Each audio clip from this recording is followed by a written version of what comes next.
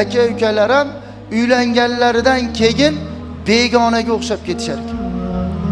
Aka uka ham holi ahvol so'ramaydilar. Agar so'raydigan bo'lsalar ham ishlari tushsa debdi. Xuddi begonadaqa. Ish tushib qolsa akasining nomerini oqtaradi. Ish tushib qolsa ukasining nomerini oqtaradi. Qolgan chizi yo'q.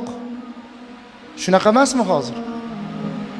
Ayting, kimi amakisi ziyorat qilib akasini yo ukasini ko'rgani kelyapti. Yaxshiyamki o'zbekda marosimi bor. Shu marosimi tufayli aka ukalar ko'rishyapti xolos. Bir qasd qilib akamidi yo ukamidi, opamidi yo singlimi deb ko'ruvchilar qolmagan. Nimaga desa, chunki ular bir-biridan voz kechib yorgan. Nimani evaziga? Uy joyda evaziga.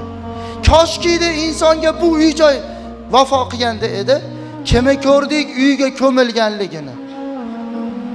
Kimi ko'rdik uyga ko'milganini? Biror bir odamni ko'rdikmi? Shu odam akasi bilan, ukasi bilan, opasi bilan, singlisi bilan shu uyda urushgan edi. Kelinglar uyda o'rtasiga ko'maylik degan joyini ko'rdikmi? 2 soat o'ladi, bir pasda xabar beriladi, qabr tayyormi? Qabr tayyor.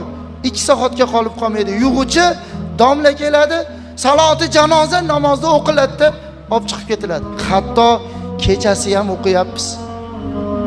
Bir kun Qubtonda bir bola keldi. Qubtonga takbir aytgan jichcha fursat qolgan. Dadam vafot etdilar. Domla janoza o'qib bering. Qachon? O'tdilar.